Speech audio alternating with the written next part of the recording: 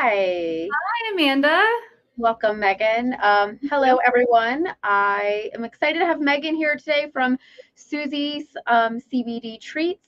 If you guys came to our anniversary event back in August, you would have gotten a sample of one of their treats in the bags. And so, first and foremost, thank you guys so much for that. That was a really awesome item to have down in the bags. But we have had absolute rave reviews about the product. Since then, people are coming back in, they're purchasing it, they're repurchasing it multiple times. So hopefully you were one of the lucky people who got them. If not, we do have all their products in the store, and I'm going to talk with Megan today about Suzie's and why we love Suzie. So Megan, welcome. Thank you for coming on today on this Friday afternoon. Well, afternoon for me, morning for you.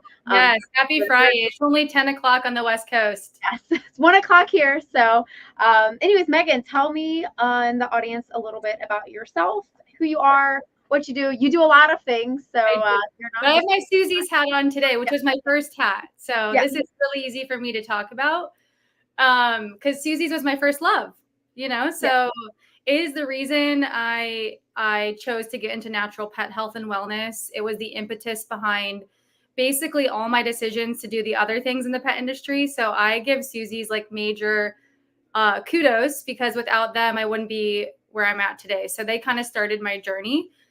I met the founder who has since passed away. Rest in peace to Richard. He was an older gentleman who was really a big advocate for natural health and wellness. He had gotten into a motorcycle accident. And during that time frame, he was in the hospital and they had given him opioids.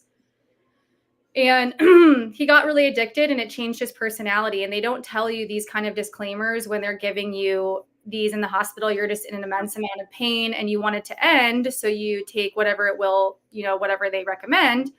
And so long story short, he got addicted and had a really hard time finding balance again and getting back into his routine after his accident.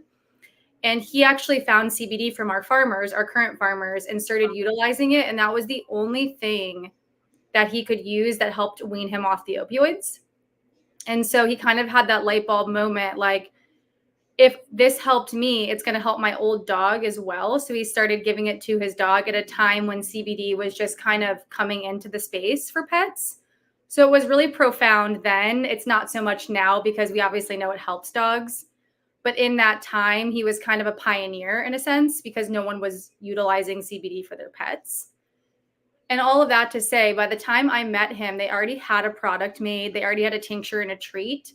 And I ran into them at a natural pet food store in Littleton, Colorado. And I was so intrigued by their story. So I see this guy in a Grateful Dead tie-dye shirt and like substantially older, like in his 80s, with a younger guy that looks like he's in his 20s, but they're just like having the time of their life. Like they look like they're just like exuding light and love and happiness. And I'm like, I want to talk to them. Yeah.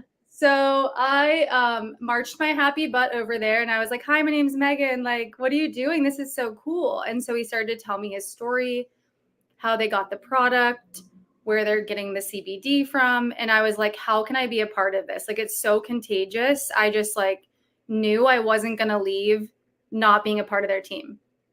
So I interjected myself in typical Megan fashion. And I just wasn't going to go anywhere. I'm like, you guys got me now. Like, they didn't know what to do, but I was like, I'm here to yeah.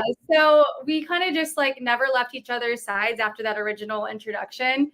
And they didn't know anything about the pet industry, but they knew a lot about the cannabis industry. So it was this beautiful marriage of like cannabis enthusiast meets pet advocate.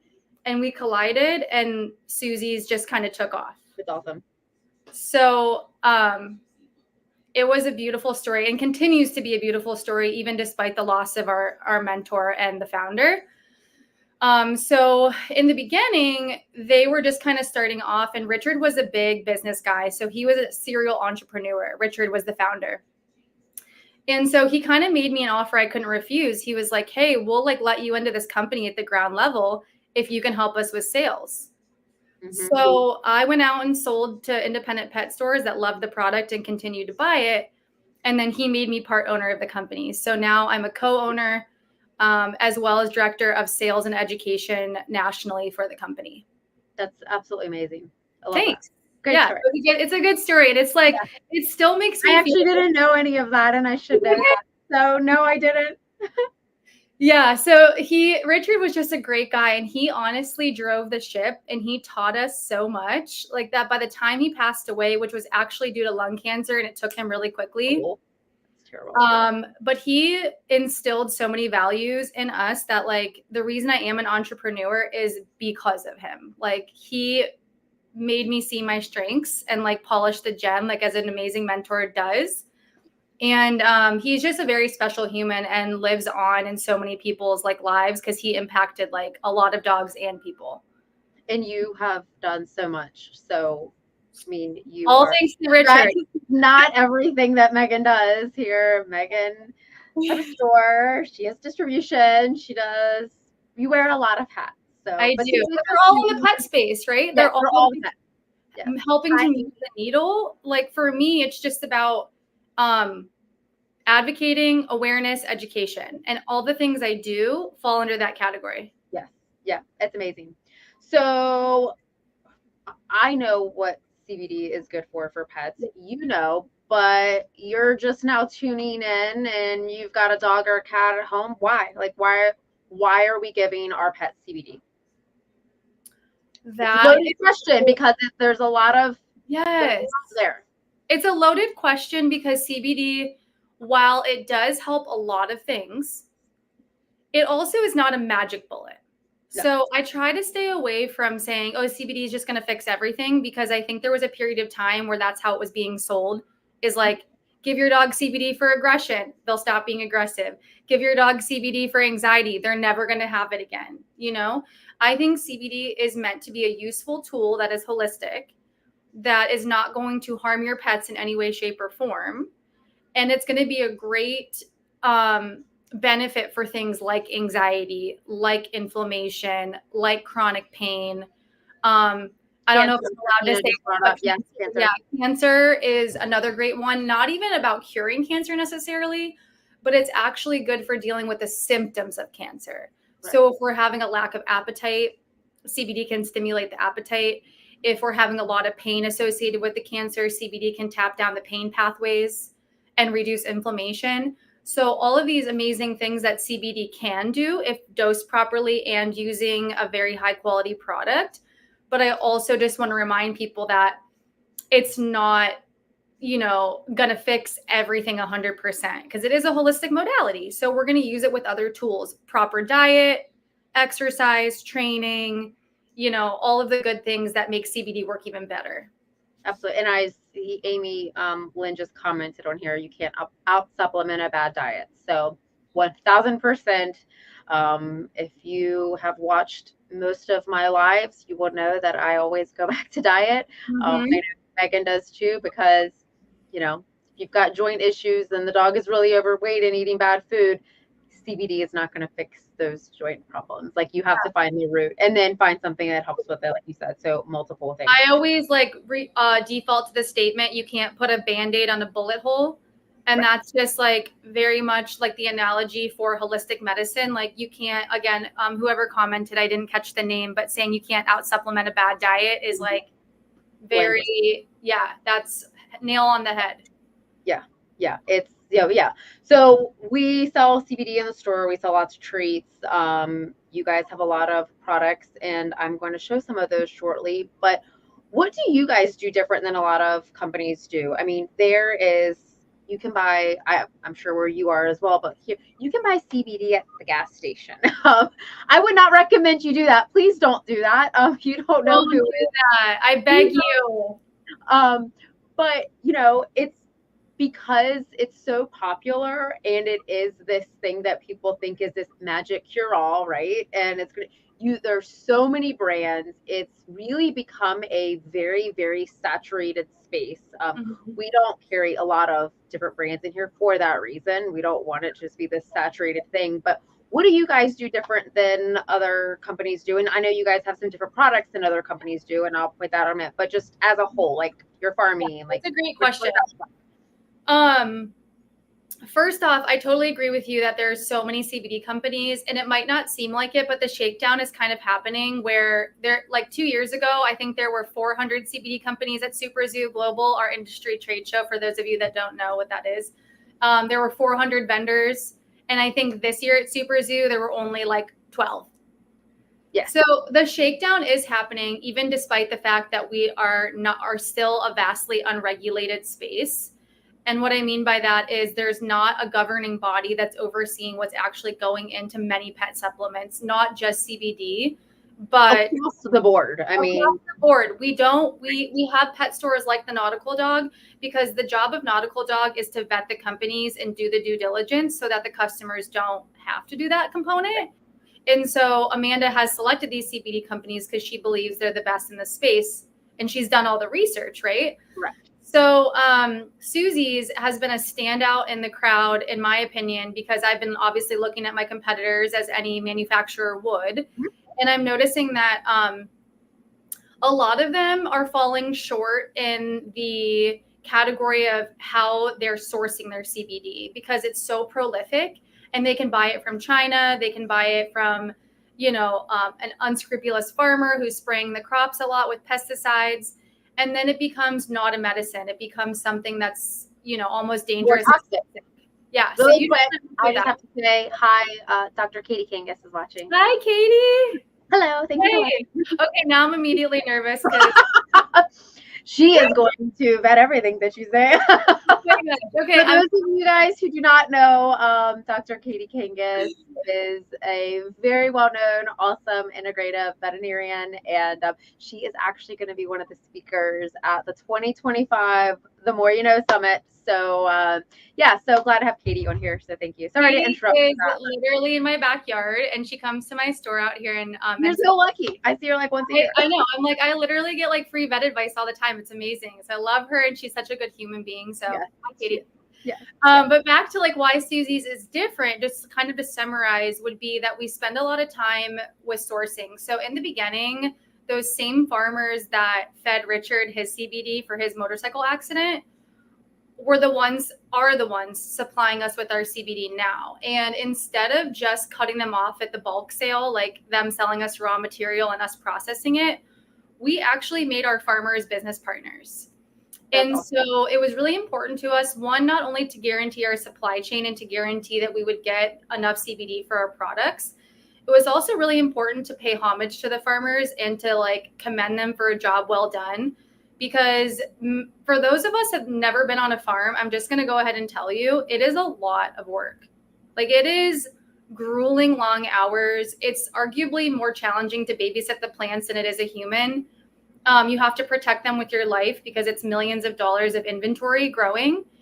And you have to treat them with care and concern because they are bioaccumulators, meaning they will take on anything in their environment, including environmental toxins, soil toxins, any sort of pesticides or herbicides to like combat the pests. And so it was really important for us to treat our farmers with the utmost respect because a lot of the CBD sales are transactional.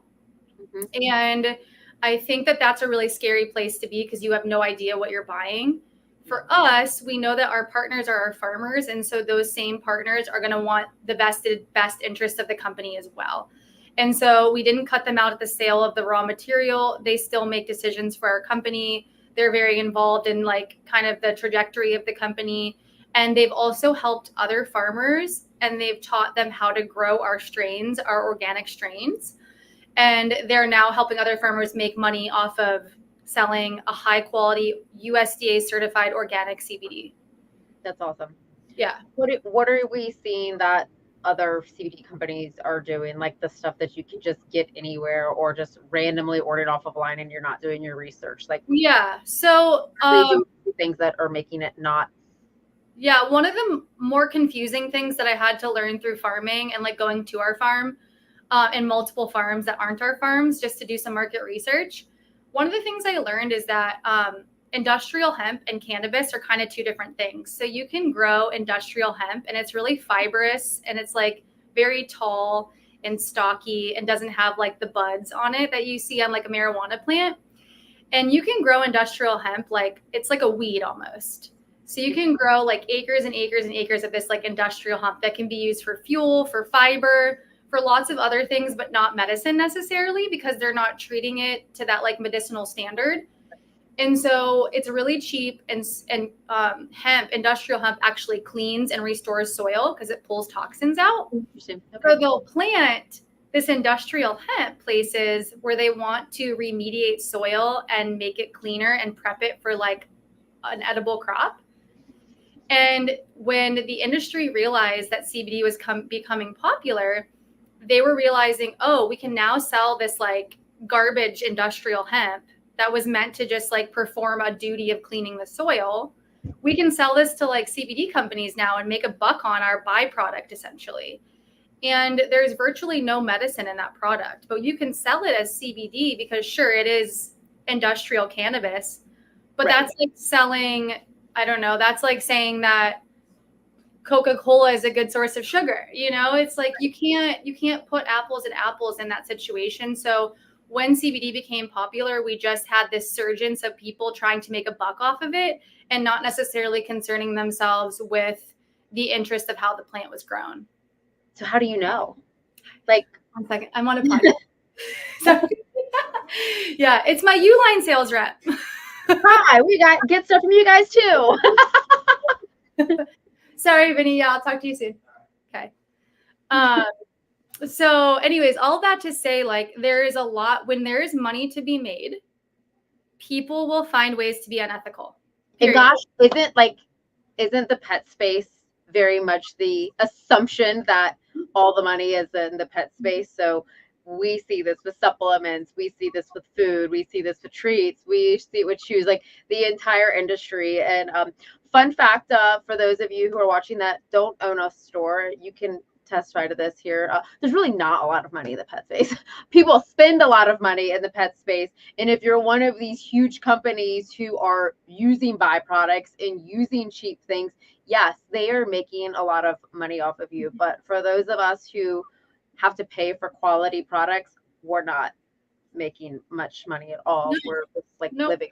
But yeah, but how do you know? Like, what do you look for when you're looking for a brand? Like, you know, obviously, like, we know that we can look at an ingredient deck on a bag of food and see byproducts and see various things, and we know that's bad, but we don't know where the sourcing is from. Like, is there a way to know other than, like, for me, like, you come to Nautical Dog, you know that you're going to get a good product and a quality product because I've already vetted it and you trust me. But is there a way, or is it just you just have to know? So notoriously, I've listened to a lot of podcasts about cannabis and I've done a lot of research. And I would say in this scenario, most everybody would default to, well, just look at the COAs. And okay. For those of you that don't know what COAs are, it stands for Certificate of Analysis. And this is a laboratory test, theoretically, that should tell you if products have X amount of CBD, THC, if there's any residuals from the extraction process, if there's any contaminants. Like, these tests theoretically should tell you the purity of a product. But because they're not regulated, I'm now seeing people kind of like falsify COAs and or not do them at all and then just produce, because there's so many third-party labs, right? And like, right. It's not hard to edit a PDF document, guys. I can do it and I'm not tech savvy at all. So now the COAs are being manipulated. So to me, that's a compromised way. That's a quick way and should be a way to evaluate a CBD product. But because I've seen many companies like challenging this narrative, I feel that that's not necessarily a great way to inspect a company anymore. So what I would recommend is, at least for Suzie's, we have the USDA organic seal. And that means we have to comply. We actually do have to comply with certain standards based on the Department of Agriculture. And so in order to maintain that seal, we can't use certain pesticides, herbicides. We have to be very careful of environmental toxins and such. So they're kind of, not that we wouldn't do the right thing anyways, but they're definitely like the third party overseeing all of our operations. And I do understand that it is expensive to participate in the USDA kind of climate, but there are some organic farms that don't have the USDA certification, and I'm sure they're doing things just perfectly fine. But we did decide to take it to the next step to increase consumer confidence because that was important for us. So USDA organic is a great way to evaluate because then you know that your hemp hasn't had any additional toxins put into it, which is great.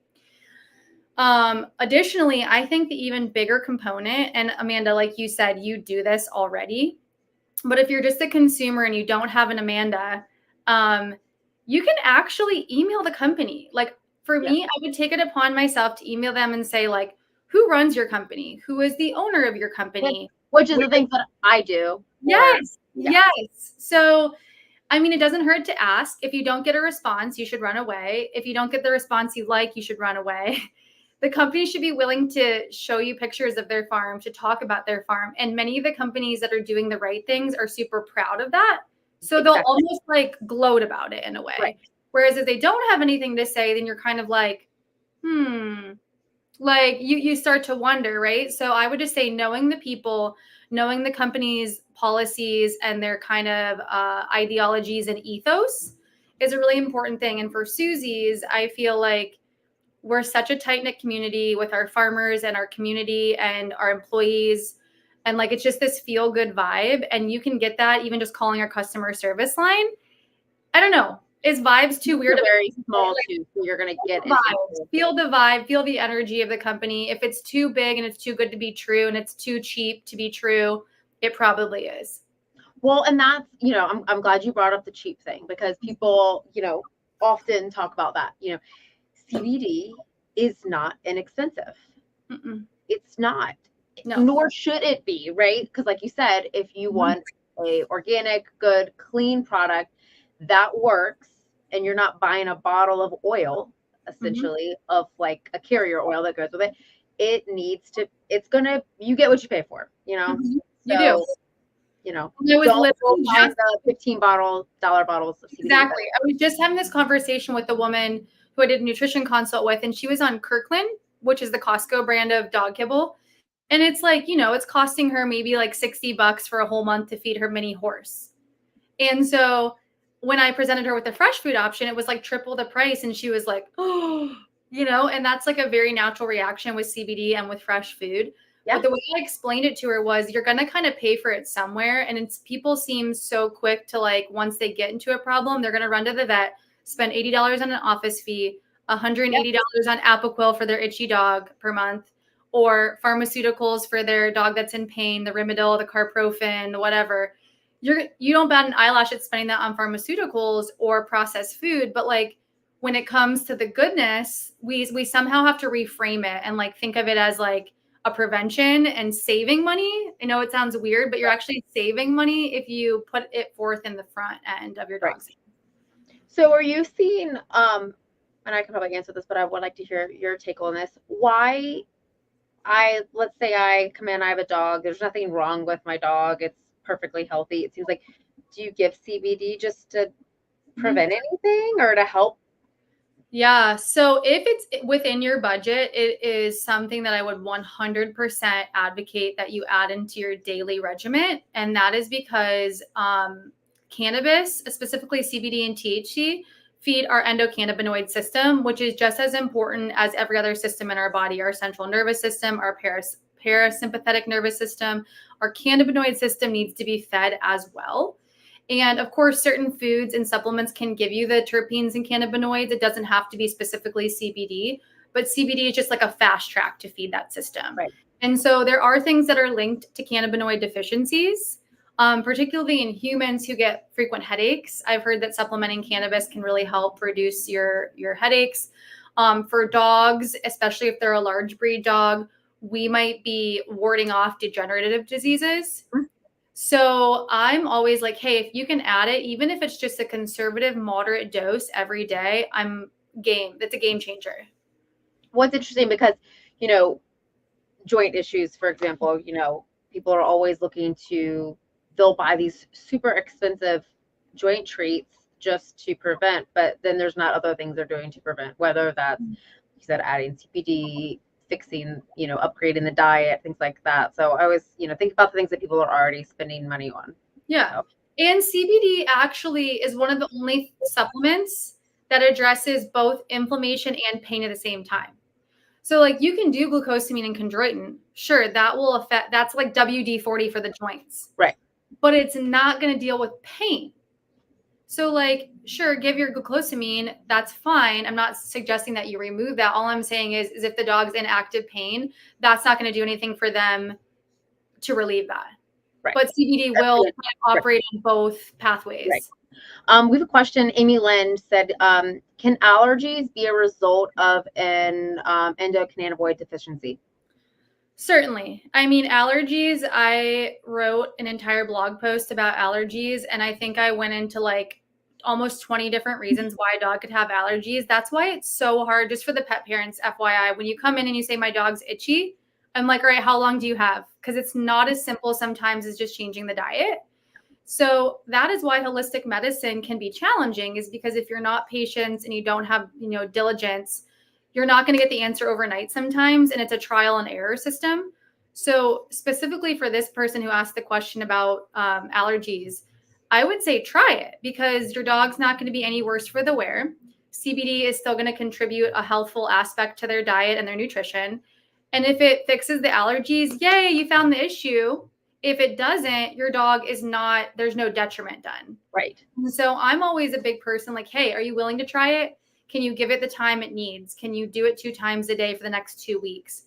Cool. All right. Try CBD, because you don't have to weigh in all the negative stuff like with the pharmaceutical. Like if they say, all right, go on Rimadyl. All right, now I have to think about my dog's liver, their GI distress. Are they even going to have relief after they do it? You have all these negatives to answer. With CBD, there's no negatives at all. So I would say go ahead and try it and see if it's going to be the magic thing for you. Yep, that's a good way. It's not going to hurt them, which is exactly. So and they cannot overdose on it. You cannot, and I like to point out, my store manager the dog has since passed away, but she had a beagle who had crazy anxiety, and the amount of CBD it took to calm that dog down, it was like she was giving it to a horse. So I always like to talk about that as well. Like there's not a, age, anxiety, if there's gut issues going on, like CBD, there's not just like, oh, you only have to give this 1 dropper. Like it could be less, it could be more. So I think that's where you have to build that patience and of like totally finding what is, people will come in all the time like, oh, the CBD didn't work. I'm like, well, how much did you do? I'm like, did you give more? They're like, well, no, it's going to overdose. No, it's not. Like it's like, it's just like a balance to figure it out. Where I've seen people come in with a lab who has something very, very minor and they didn't need that much. So, it's definitely a trial and error, just like it is like a trial and error, finding the right food, finding the right things.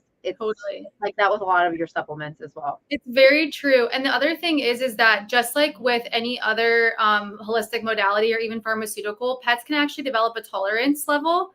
Mm-hmm. So if you've been using CBD for like years and years and years, and you kind of notice one day that it's not getting the same hit, it's because your dog's just like developed a tolerance to getting that CBD every day. So that at that point you might need to increase a little. Or another thing I was told recently is switching up, the products, because different strains, like different high quality products have different strains of CBD. Right. So something as simple as like rotating your brands, even though Suzie's is going to get really mad at me for saying this. I love Suzie's. It's the first thing I would pick anytime. But like trying, a different brand every now and then is great. Just like with food, like food. I say that with probiotics all the time. Like probiotics are all different category. It's not like, it doesn't make sense, but brands don't want to say that, obviously, because they don't want you to like leave their company and go to another brand. All I'm suggesting is rotating. Right. I appreciate the honesty. Yeah. So I want to talk about I know we've talked a lot about like what you guys do differently, but I want to talk about some of your products, and I have some of them. And if you could just do like a few like tidbits, highlights, like what, people are using. I know for my store, your treats, they're very palatable, and dogs and cats do very well with them. So I'm gonna show some treats, and if you could talk about them for a minute. So these are those 4 milligram or the big dogs that can't see? The big dogs, the 8. Oh, yeah. Cool. And it's pumpkin spice life right now. So but there are other flavors too. So treats. Why are we using treats versus oil? And I've got that too. But yeah, what are we doing this for? And I also, again, I'm kind of going off on a bandwagon. I brought the horse too, and I nice for their dogs just because they're a little bit higher. So, anyways. Yes, and the horse ones are actually delicious because they're like a rolled. Yeah. They're good. Rolled oats. Okay, so biscuits versus oils. Question we get all the time. So for me, the biscuit is great for acute situations, acute or situational situations. If you're just going to do CBD every now and then, or as like a 1-a-day preventative treat. And it's just easy. You don't have to think about dosing. You don't have to have a bottle of liquid. Your dog actually likes the taste of it. It's affordable. You're giving treats anyways. Yeah, you're giving treats anyways. You might as well give them with medicine. The treats are kind of just a catch-all, and it's a great place to start. If you have a dog with chronic issues, severe issues, or a really, really large breed animal, you're going to want to use the oil because it will be way more cost-effective than the biscuits as far as price per milligram. Right. So if you're having to dose a really large dog multiple times a day, that's going to be more cost-effective. As far as efficacy goes, people often ask, well, is the oil more potent? Is the oil more effective? 4 milligrams in a biscuit and 4 milligrams in an oil, same to me. In fact, if you're not applying the oil correctly, like on the gum line, and you're just like throwing it in food, it just becomes like a treat anyways. Right. The only benefit of having the oil is that it can be a little bit more rapid acting if you apply it sub-Q, which just means on the gum line, like right above their jowl.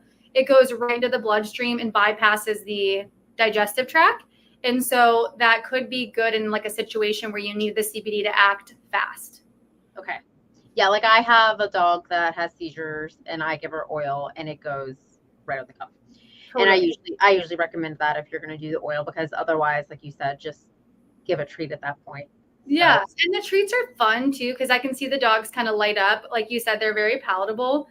And if they don't really enjoy their mouth being touched, and they don't really, or they're in their red zone and they're like, don't get near me, like they'll usually take this really yummy treat. And so it's just like knowing your dog, knowing your situation, knowing what's easiest for you. And that's why there's all these different formats of feeding CBD, because no 2 dogs are alike.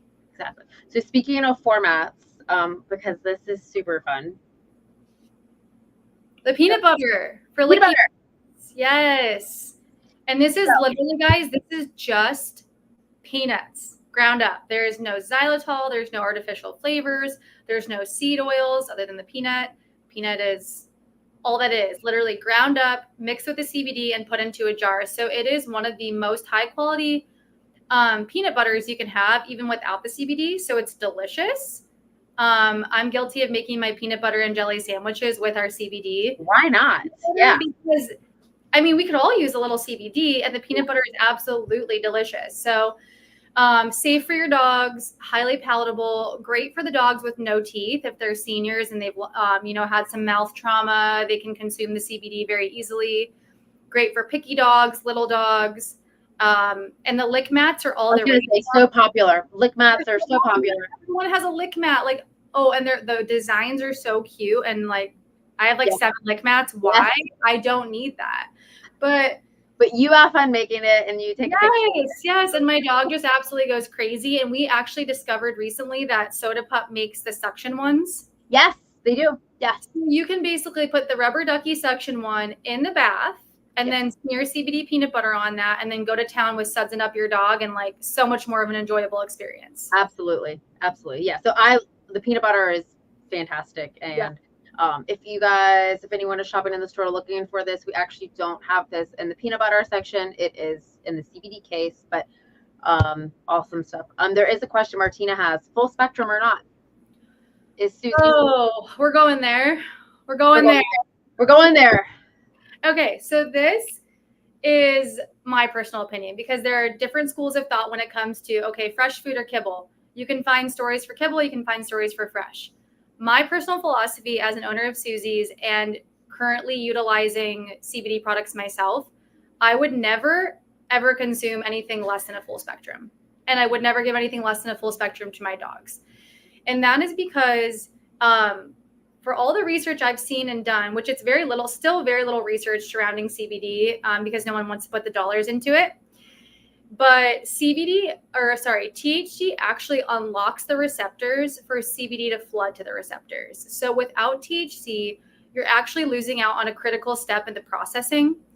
And a common, I guess, objection to the THC products is that, no THC for pets at all whatsoever. I don't agree with that statement. I think pets thrive on THC and they can actually metabolize it even better than humans, and cats in particular metabolize it really, really well. And so my philosophy is always keep things how Mother Nature intended. And when this plant grows in the wild, there is THC in the plant. So in order to remove the THC, you are putting it through a process. And if you are a purist or a naturalist or an organic, holistic-minded person, you understand that processes normally degrade products because you're taking away Mother Nature's genius. And so if it's there for a reason. I don't want to remove it. I don't want to take away from the plant's natural constituents. So I'm 100% pro full spectrum for everything and anything all the time. And I would like to say, I think the consensus is that if something has THC in it, your dog is going to get high. Totally. No. Which is not the case. And in some cases, I've actually seen, there's actually a really awesome vet here in LA. Her name's Trina Hazza. Do you know her? No. So Dr. Trina Hazza, I've never met her personally, but she's done continuing education in cannabis, specifically for oncology purposes. Okay. And so in her practice, she's actually adding THC to products. Like, wow. Okay, start your basic CBD. Cool, but that's not enough. We're going to find a high quality like RSO, which is Rick Simpson oil. It doesn't have anything else in it besides THC. And we're going to add more THC to your products because that's how effective it actually is at mitigating pain, increasing appetite, and addressing any neurological disorders. So there are actually some vets that are advocating for more THC in products, and then some vets that are saying THC is going to kill your dog. So we're always polarizing in these schools of thought. Okay, great. Thanks for clearing that up. Yep. You brought up cats. You guys have cat treats. My camera is now it's like the wrong way. So would you guys have cat treats? Tell me about your cat treats. Okay, so the cat treats. And I'm like the crazy cat lady over here. Nice. The cat treats used to be the corkscrews. Did you ever have the cat treats when they were corkscrews? No. Okay. Cats are weird though. Okay, so they used to be corkscrews and they were hard. And again, I'm so sorry, Susie's, but they were not a fan favorite. Like we had return after return. Cats didn't like them. Because I'm gonna chime in here real quick. I have 6 cats, and we have the cat cove at the store, and we do a lot of cat work. Cats shape matters for cats. Shape matters. People don't understand. It does for cats. It's crazy because if you only have dogs, you're like, that sounds absolutely ridiculous. Because like the dog, it could be anything, and they're like, oh, it's a rock, sweet, cool, I'm gonna eat it. Totally. And cats are like, it looks different, it tastes different because it's a shape weird, and it doesn't matter if it's good, they will not touch it.